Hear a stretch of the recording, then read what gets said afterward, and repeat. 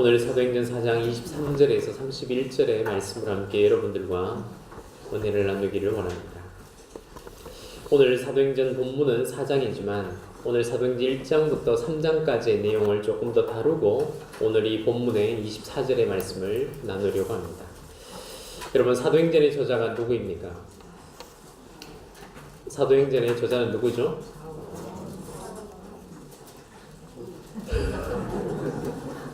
제가 지금 당황하고 있습니다. 여러분, 사도행전의 저자는 바울이 아닙니다. 네, 누가입니다.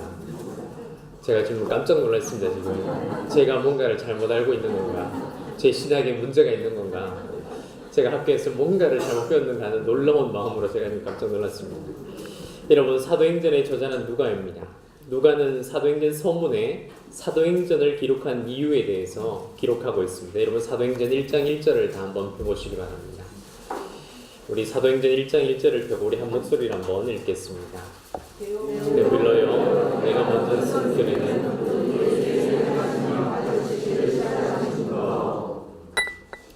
이 절을 읽습니다. 시작.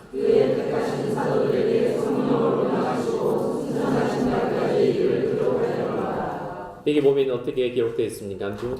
이 사도행전을 쓴 누가는 데오빌러, 내가 먼저 쓴 글에는 예수께서 행하시며 가르치시기를 시작하신부터라고 얘기했습니다.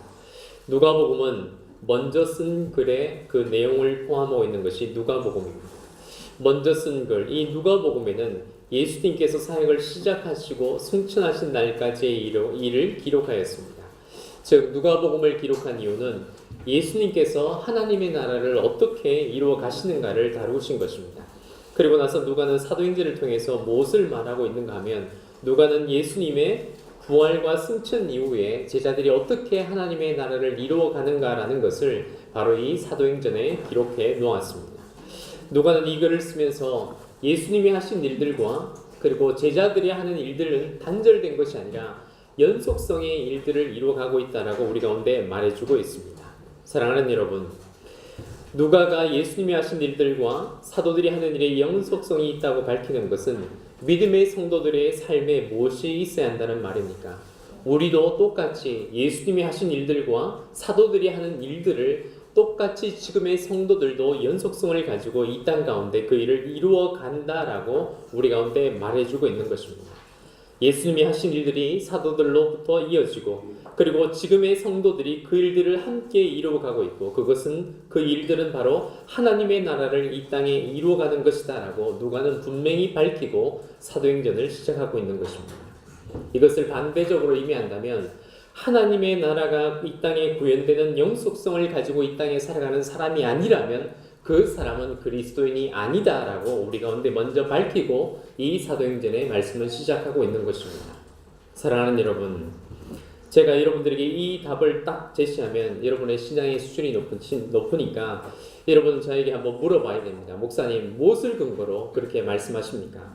하나님의 나라가 이 땅에 구현되는데 그 연속성을 가지고 있지 않다면 그 사람 왜 그리스도인이 아닙니까? 라고 여러분을 한 번쯤 물어봐야 되는 것입니다.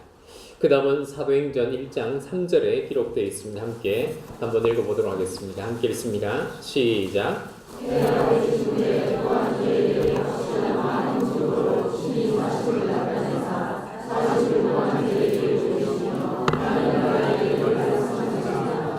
오늘 여기 보면 예수님께서 40일 동안 저에게 보이시며 무엇을 말씀하셨습니까?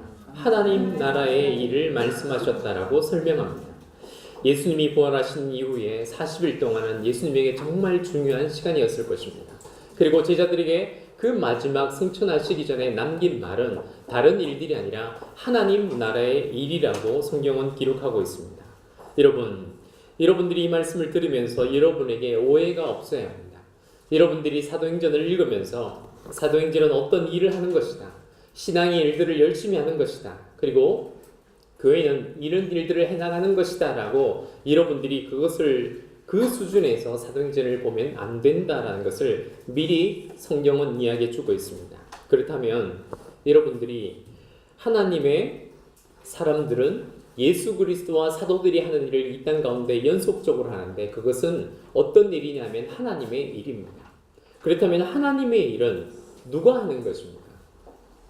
성경은 그것은 아주 상세하게 기록되었는데 그것은 사도행전 1장 5절에 기록되어 있습니다. 함께 사도행전 1장 5절을 함께 읽습니다. 함께 읽겠습니다. 시작.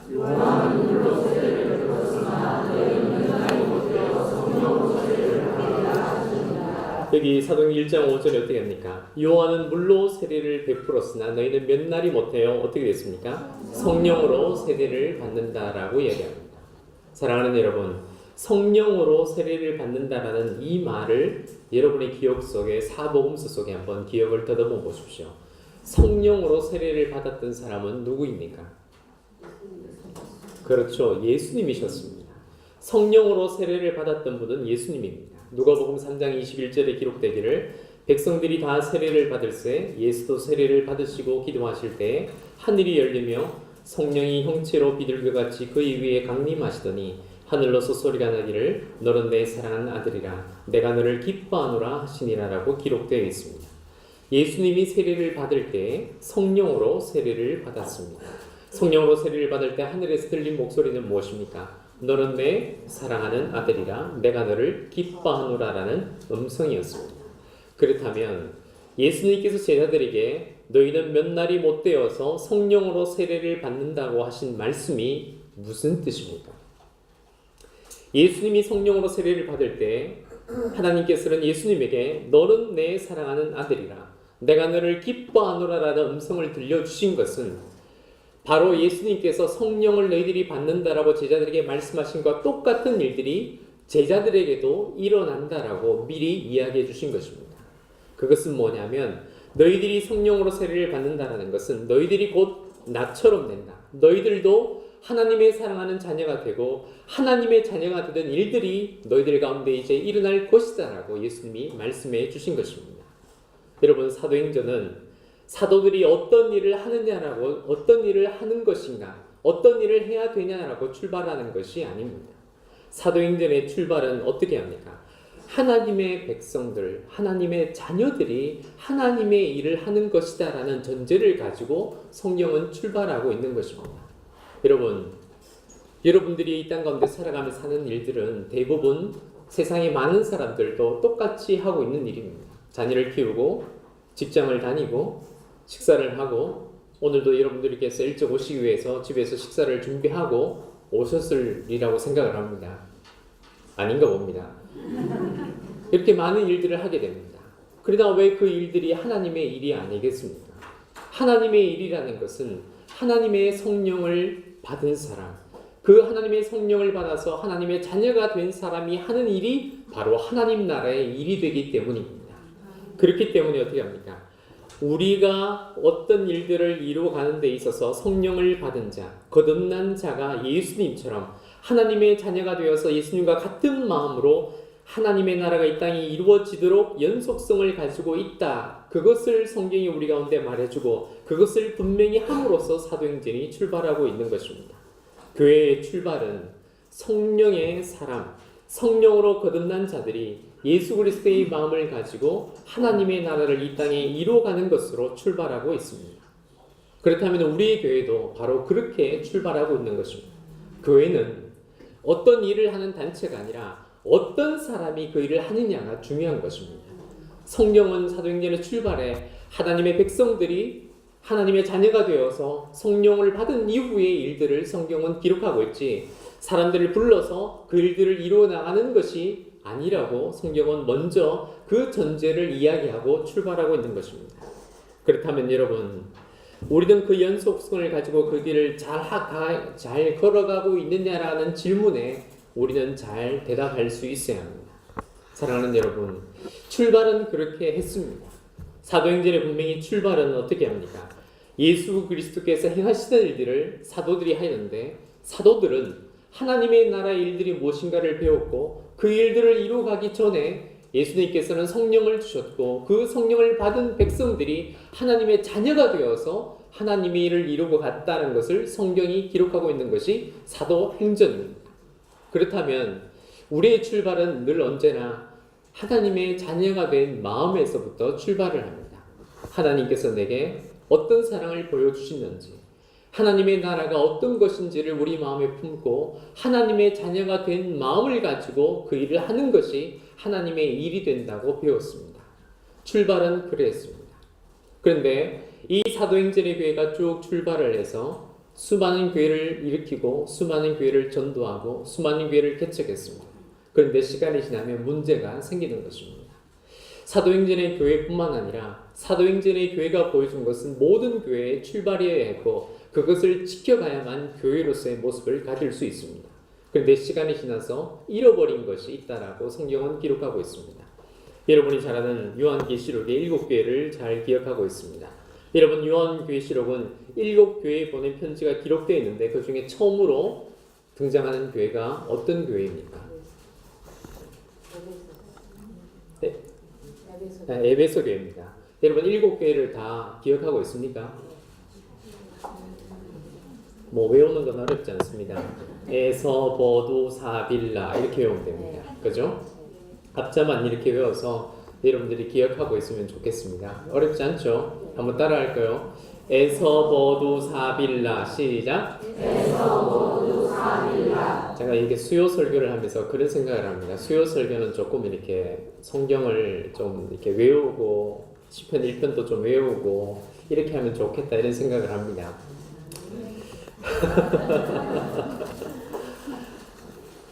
여러분, 7교회에 보낸 편지가 기록되었는데 처음으로 등장하는 교회는 에베소 교회입니다.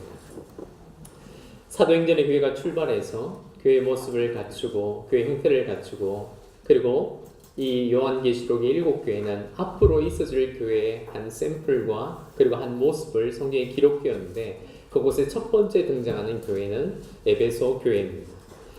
요한계시록 2장에 기록된 에베소 교회는 예수님께서 경고하셨습니다. 무엇을 경고하셨습니까? 너희들이 처음 사랑을 잃어버렸다라는 것입니다. 자, 여러분, 제가 성경을 어떻게 보라고 했습니까? 우리 이제 임장 목사님이 우리 중고등부부터 시작해서 수요일날 하도 이제 얘기를 하니까 이제 잘 말씀을 하시는데요. 한번 따라해 성경을 객관적으로 본다.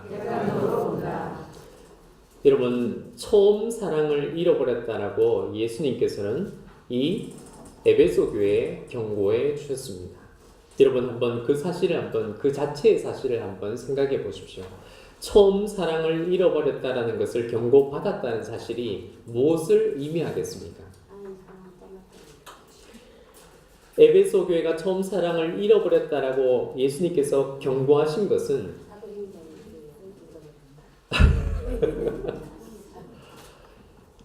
제가 뭘 말을 하려다가 잠깐만요. 권사님 자꾸 이야기하시다가 제가 뭘 하려다가 잠깐 생각해요. 처음 사랑을 잃어버렸다라는 것을 경고하는 것은 경고받은 사람이 그 사실을 알고 있었다, 모르고 있었다? 모르고 있었다라는 것입니다.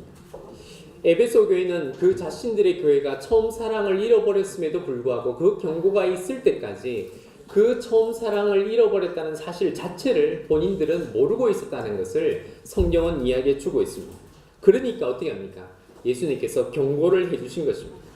여러분, 이 경고를 해주시기 전까지 에베소 교회가 첫사랑을 잊어버리는 것이 가능하냐라고 물을 때 성경은 가능하다라고 얘기를 합니다. 잃어버리긴 했는데 잃어버린 것 자체를 인식하는 것이 불가능한 상태가 된 것입니다. 에베소 교회가 이것을 경고받았다는 것을 한번 생각해 보십시오. 혹시 여러분들이 예수님에게 너희들이 처음 사랑을 잃어버렸다라는 것을 여러분들에게 경고할 때 여러분은 인정하기 쉬울까요? 어려울까요?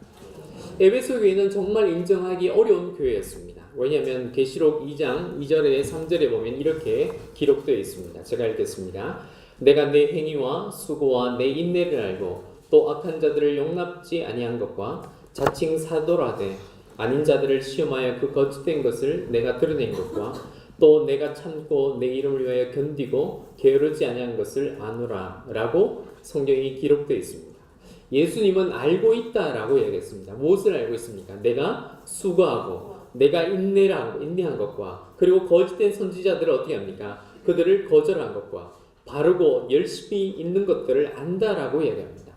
그렇게 설명한 뒤에 계시록 2장 4절에 보면 이렇게 얘기합니다. 그러나 너를 책망할 것이 있나니 너희 처음 사랑을 버렸느니라 라고 얘기합니다. 분명히 에베소 교회는 열심히 있었습니다. 그들은 어떻게 합니까? 인내했습니다. 견디고 게으르지 않았습니다. 예수님은 그것을 모두 알고 있는데 그러나 너에게 책망할 것인데 너희는 처음 사랑을 버렸다라고 얘기합니다. 사랑하는 여러분, 한 구절 한 구절 단어와 내용들을 한번 곱씹어 보십시오. 성경은 너희 사랑을 어떻게 했다고요? 처음 사랑을 어떻게 했다고요? 버렸다라고 얘기합니다. 여러분, 이 버렸다는 것을 헬라어 원문에 보면 부정과거 동사입니다. 부정과거라는 것은 어느 과거의 어느 순간에 그것을 버렸다라는 것입니다. 제가 왜 이것을 여러 번 강조하냐면 여러분, 버린 것과 잃어버린 것은 차이가 있습니까? 없습니까? 있습니다. 여러분, 잃어버린 것은요, 내가 뭣도 모르고 너무 직설적으로 이야기하니까 제가 뭐 어떻게 설명을 뭣도 모르고 잊어버린 겁니다. 그죠? 뭣도 모르고 잃어버린 것은 뭣도 모르고 내가 원치 않았는데 없어진 것이 뭡니까? 잃어버린 겁니다. 그런데 버린 것은 잃어버린 것과 다른 겁니다. 버린 것은 내가 가지고 있었는데 그것을 어떤 계기로 그것을 더 이상 필요치 않은 것으로 생각되어서 그것을 의지를 가지고 버린 겁니다. 이 에베소 교회는 잃어버린 것이 아니라 처음 사랑을 버렸다라고 이야기하고 있습니다. 버렸는데 어느 과거의 어떤 특정한 부분에서 그것을 버렸다라고 얘기합니다. 그런 그 교회를 바라보시면서 예수님은 첫사랑을 어떻게 하라고 성경은 말씀하고 있습니까? 첫사랑 어떻게 하라고요? 회복하라고 이야기했습니까? 안 했습니까? 여러분, 성경에 보면 첫사랑을 회복하라는 말이 있을까요? 없을까요? 없습니다. 없습니다. 성경의 요한계시록 2장에 보면 첫사랑을 회복하라는 말이 없습니다. 대신 계시록 2장 5절에 보면 이렇게 기록되어 있습니다. 한번 제가 읽겠습니다. 5절에 보면 어디서 떨어졌는지를 생각하고 회개하여 처음 행위를 가지라라고 말씀하고 있습니다. 한번 따라해서 처음 행위를 가지라. 잃어버린 것은 뭡니까? 첫사랑이었습니다. 그런데 다시 회복하라고 한 것은 뭡니까? 처음 행위였습니다. 첫사랑을 잃어버렸는데 어디서 떨어졌는지를 생각하고 회개하고 처음 행위를 가지라고 했던 것입니다. 그렇다면 여기서 우리가 생각해 볼 수 있는 것은 에베소 교회가 처음 행하였던 것과 나중에 에베소 교회가 행하였던 수고와 인내와 참고 견디고 게으르지 아니한 그 나중의 행위와는 처음과 나중이 뭔가가 달라졌다라는 것을 우리에게 암시해 주고 있습니다. 처음 행위에는 분명히 있었는데 나중의 행위에는 그것이 없었다는 것입니다. 다시 말하면 에베소 교회는 처음의 행위에는 마음과 행위가 나뉘어지지 않았다는 것입니다. 이 에베소 교회가 무엇인가를 할 때는 분명히 그곳에는 마음이 있었습니다. 사랑이 있었습니다. 그곳에는 행위만이 있는 것이 아니라 그곳에 성령님께서 그들 가운데 주신 마음이 함께 있어서 그것들을 이루어갔다라고 성경은 분명히 이야기했는데 그것이 시간 지나면서 마음과 행위가 나뉘어졌다라고 이야기하는 것입니다. 사도행전은 사도들의 일만을 가지고 성경이 이야기하는 것이 아닙니다. 사도행전 1장이 중요한 것은 사도행전의 1장에 사도들이 어떤 마음과 어떤 하나님을 아는 지식과 성령의 충만함을 가지고 예수님의 마음을 가지고 그것을 했다라고 이야기하는 것이 1장의 내용을 뛰어넘어서 사도들이 이 많은 일들을 했다라고 우리에게 알려주는 것이 아니라는 것입니다. 여러분, 처음 마음이 계속해서 연속성을 가지고 가는 것이 쉽지 않습니다. 그러나 오늘 성경에 보면 어떻게 얘기합니까? 그 처음 마음을 계속해서 그 행위로 가져가는 것을 성경은 복음에 전파요 하나님의 나라의 확장이요 그 확장되어 가는 일들을 하나님께서 우리에게 사명이라고 말씀해 주셨습니다. 오늘 여러분의 본문을 한번 돌아가 보겠습니다. 오늘 여러분의 본문 사도행전 3장 4장 제가 오늘 참 큰일이 났습니다.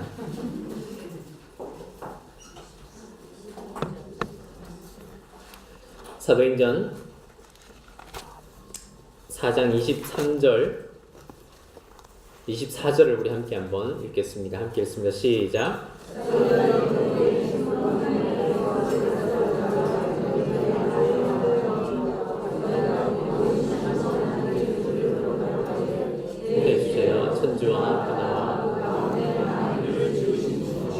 그렇죠. 사도행전 4장 23절 24절에 보면 사도들이 노임의 그 동료에 가서 제사장들과 장로들의 말을 다 고하니 저희가 듣고 일심으로 하나님께 소리를 높여 가로되 대주제여 천지와 바다와 그 가운데 만유를 지으신 이시오라고 성경은 이야기하고 있습니다. 제가 오늘 이 사장의 본문으로 들어가기 전에 이렇게 많은 이야기를 미리 한 것은 초대교회가 시작되면서 로마의 식민지와 핍박 속에서 부활을 경험한 초대교회 공동체에게 어떤 일이 일어났냐라고 성경은 기록하면서 그들이 어떤 마음으로 이것을 바라보고 그들이 반응하냐라는 것을 성경이 우리에게 이야기해 주고 있는 것입니다. 사랑하는 여러분, 오늘 성경이 어떻게 합니까? 저희가 듣고 일심으로 하나님께 소리를 높여 가로되라고 얘기했습니다. 초대교회에게 성령이 부어지고 나서 그들이 가지고 있는 마음은 어떤 마음이냐면 한 마음으로 이라고 성경은 기록하고 있습니다. 이 한 마음으로 마음을 같이하여라는 단어를 이 누가는 사도행전에서 12번에 기록하고 있습니다. 사랑하는 여러분, 이 사도행전에 부활 이후에 사도행전의 교회가 가졌던 마음은 한 마음이었습니다. 이곳에 한 마음이 되었다라는 것은 오늘 우리가 가지고 있는 한 마음과 상당히 다른 마음이었습니다. 제가 오늘 이제껏 지금 교회에 결정되는 일들과 여러분들이 교회 가운데 무언가를 함께 동참하여 마음을 같이 해서 어떤 일을 이루어가는 방식을 성경의 기준으로 해서 잘 한번 생각해 보십시오.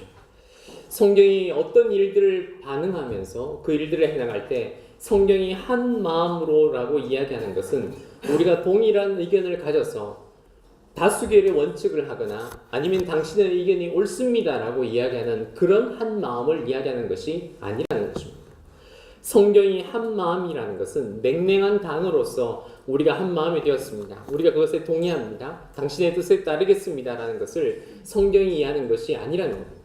성경이 한 마음으로 이야기한다는 것은 이 한 마음은 당신이 하고자 하는 일들과 당신이 오늘 선포하는 것과 당신이 하는 일들은 하나님의 나라에 부합되는데 그것을 우리에게 주셨고 그 일들을 이루어가는데 우리의 마음은 너무나 뜨겁고 하나님이 이 일을 우리에게 맡겼기 때문에 우리가 어떠한 일이 있든지 간에 그것들을 한 마음과 한 뜻으로 이루어가겠다라는 그의 마음에 불붙는 마음과 넘쳐날 것 같은 눈물로서 함께 한 마음이 되었다라는 것을 성경이 이야기해 주는 것입니다.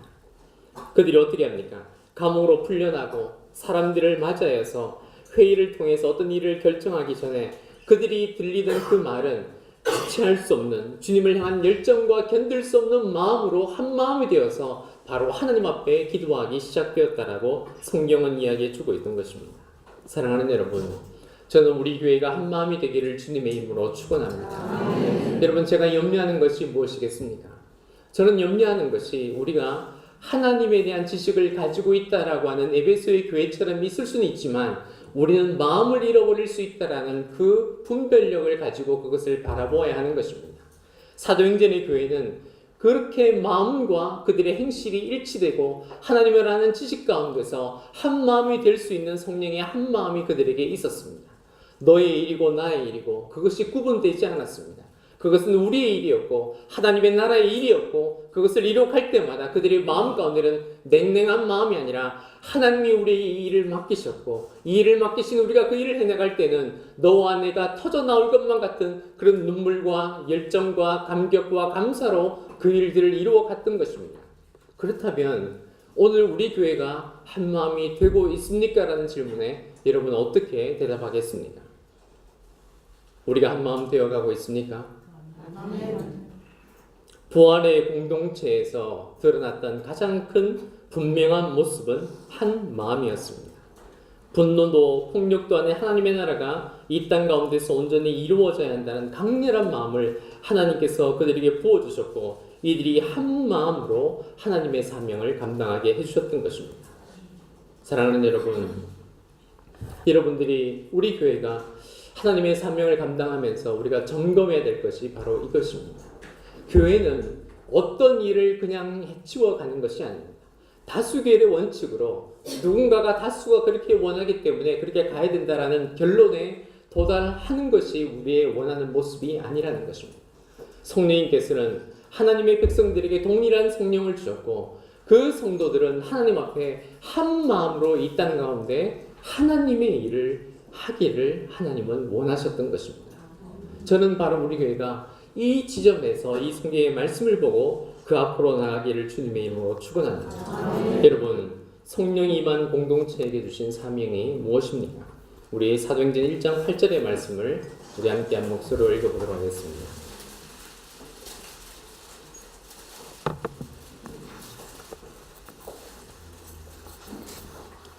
사도행전 1장 8절입니다. 우리 함께 읽습니다. 시작. 오직 성령이 너희에게 임하시면 너희가 권능을 받고 예루살렘과 온 유대와 사마리아와 땅까지 이르러 내 주님이라 하시니라. 그렇습니다. 사도행전 1장 8절에 보면 오직 성령이 너희에게 임하시면 너희가 권능을 받고 예루살렘과 온 유대와 사마리아와 땅까지 이르러 내 증인이 되리라고 성경에 말씀해 주셨습니다.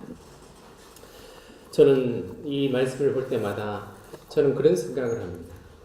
성경을 보면서 분명히 하나님께서는 우리에게 성령이 너희가 임하시고 나면 너희가 권능을 받는다라고 분명히 말씀해 주셨습니다. 여러분에게 한번 물어보겠습니다. 여러분, 권능이 무엇입니까?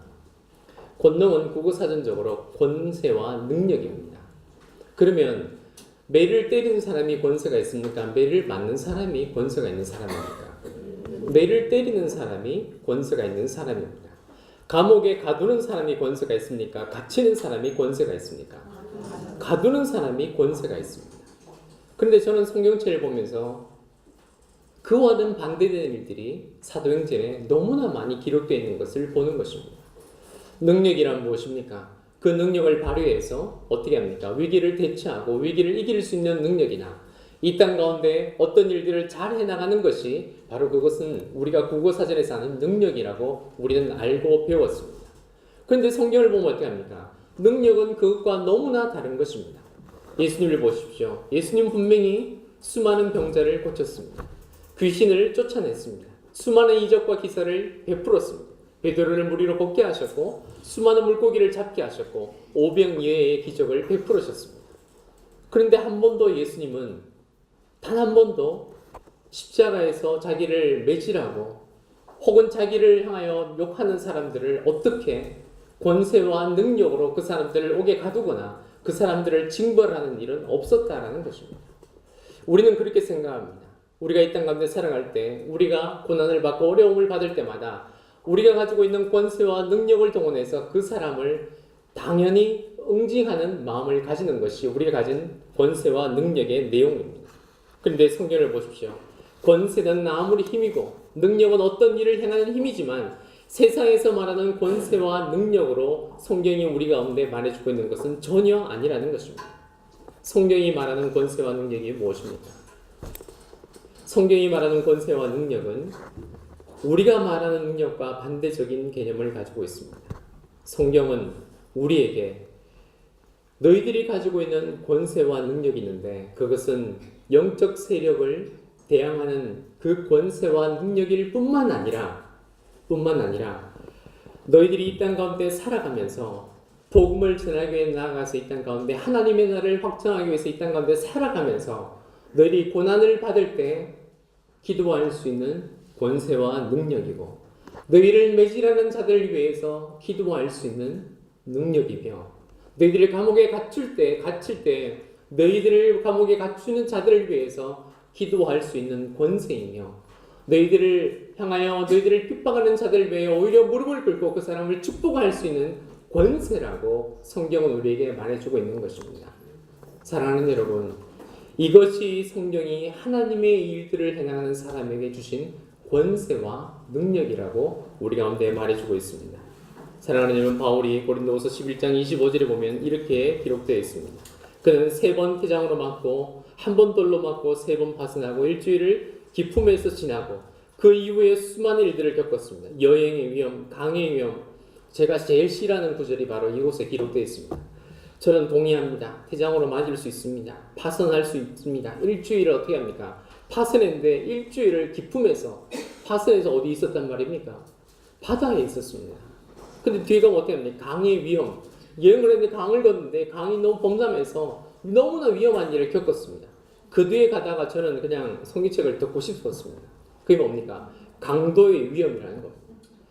예수 그리스도를 복음을 전하러 갔는데 강도가 찾아와서 가진 것을 빼앗아간 일들이 있었다는 것입니다. 너무 가슴이 아프고 너무 싫은 것입니다. 하나님 이 정도는 막아주셔야 되지 않습니까? 라는 생각마저 드는 일들이 있었답니다. 동족의 위험, 이방인의 위험, 시내의 위험, 광야의 위험, 바다의 위험과 거지 형제 중에 위험을 당하고 수고하고 애쓰고 여러 번 자지 못하고 줄이며 목마르고 여러 번 굶고 춥고 헐벗었다라고 이야기합니다. 사랑하는 여러분, 그럼에도 불구하고 바울은 어떻게 합니까? 그런 고난과 어려움 가운데 있을지라도 내가 핍박받고 손해볼지라도 복음을 전하는 증인됨을 포기하지 않는 능력을 하나님은 내게 주셨다라고 이야기해주고 있는 것입니다. 저는 우리 교회가 세상이 가지고 있는 권세와 능력이 아니라 성령이 너에게 임하시면 너에게 주는 권세와 능력이 있는데 그것은 고통 가운데 기도할 수 있는 권세요. 너희들이 핍박할 수 있는 자들을 향하여 복음을 전할 수 있는 능력을 소유한 주의 성도들과 교회가 되기를 주님의 이름으로 축원합니다. 사랑하는 여러분, 오늘 성경에 본문의 사도행전 4장 23절에 교회를 향하여 복음을 전하지 못하게 하는 일들을 보면서 교회가 하는 것은 무엇입니까? 기도입니다. 사랑하는 여러분, 교회가 부여받은 권능은 포기하지 않는 권능입니다. 교회가 부여받은 권능은 미워하는 자를 사랑하는 능력입니다. 제가 지난주에 얘기했습니다. 여러분, 미워하는 자가 있습니까? 없습니다. 우리가 늘 기도해야 되는 것은 미워하는 자가 없는 것이 아니라 내가 그리스도의 사랑으로, 그리스도의 사랑의 능력으로 누군가를 사랑하지 않는 것에 대한 분별력을 가지고 이 땅 가운데 살아가야 하는 것이 그리스도인이라는 것을 기억해야 합니다. 성경은 우리에게 그것을 질문하고 있는 것입니다.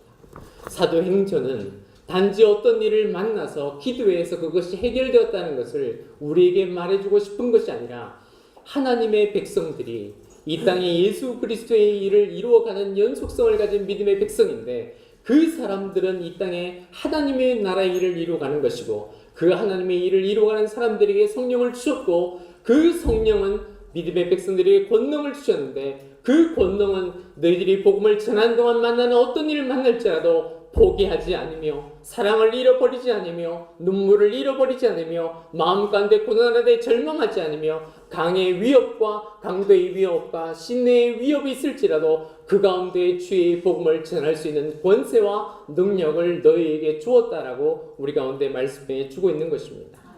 저는 우리 교회가 이런 권세와 능력이 회복된 교회가 되기를 주님의 이름으로 축원합니다. 그리고 무엇보다 우리 교회가 그 권세와 능력을 가지고 있다라는 그것을 잊어버리지 아니하고 우리에게 주신 성령이 하나 되게 하신 것을 한 마음을 가지고 함께 기도하는 교회가 되어야 하는 것입니다. 우리가 앞으로 많은 결정들과 많은 일들을 앞두고 있습니다. 저는 이 성경의 말씀을 볼 때마다 우리 사랑하는 장로님들과 권사님들과 우리 사랑하는 교육자들과 우리 모두에게 주 예수 그리스도의 이름으로 부탁하고 싶습니다. 한 마음이 되어야 합니다. 오늘 사도행전의 교회는 한 마음으로 그 일들을 이루어갔다라고 이야기하고 있습니다.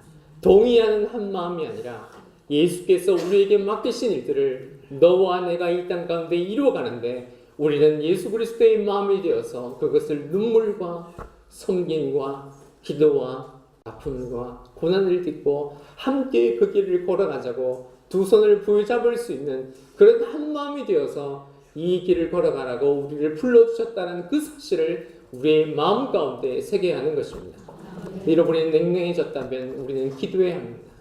우리의 마음이 한 마음으로 가는데 동의된 한 마음이 아니라 주께서 우리에게 주셨던 그 사랑과 주께서 우리에게 주셨던 그 사랑과 은혜 그리고 그 구원의 감격을 함께 가진 그리고 함께 누리는 믿음의 백성으로서 함께 걸어가는 한 마음이 되지 않으면 이 땅 가운데 하나님의 나라를 이루어갈 수 없다라는 것입니다. 하나님은 이 땅에 교회를 세워주셨습니다. 성령이 보진 자로서 하나님의 같은 마음을 가진 자로서 그리고 권세와 능력을 가진 자로서 하나님의 백성을 불러 모아서 하나님의 나라를 이루게 하셨습니다. 하나님의 나라는 어떤 일들을 마구마구 이루어내는 것이 아니라 어떤 마음을 가진 사람들이 있는데 그들은 예수 그리스도의 마음을 가졌고 그 예수 그리스도의 마음을 가진 사람들이 이 땅 가운데에서 그 일을 이루어간다라고 성경은 말해주고 있는 것입니다. 저는 오늘 이 말씀을 준비하면서 여러분에게 다시 부탁드리고 싶습니다. 우리에게도 많은 결정들이 있습니다. 많은 해야 될 일이 있습니다. 많은 다른 의견들이 생길 것입니다. 그때 여러분들 스스로가 어떤 마음으로 이 일을 대하고 있는지, 내가 예수 그리스도의 마음을 가져서 하나님의 나라를 사도에 시작된 그 교회로부터 지금까지 온 이 교회를 내가 예수 그리스도의 마음으로 하나님의 나라를 이루어가고 있는지 그 마음을 우리는 점검하고 그 일을 해나가야 되는 것입니다. 오늘 여러분의 마음 가운데 그 한 마음이 있어서 그 한 마음으로 우리에게 주신 권세와 능력, 어떤 교회를 향한 핍박과 어려움이 있더라도 우리는 이 한 마음으로 주 예수 그리스도의 나라를 이루어가는 하나님의 귀한 교회와 성도들이 되기를 주님의 이름으로 축원합니다.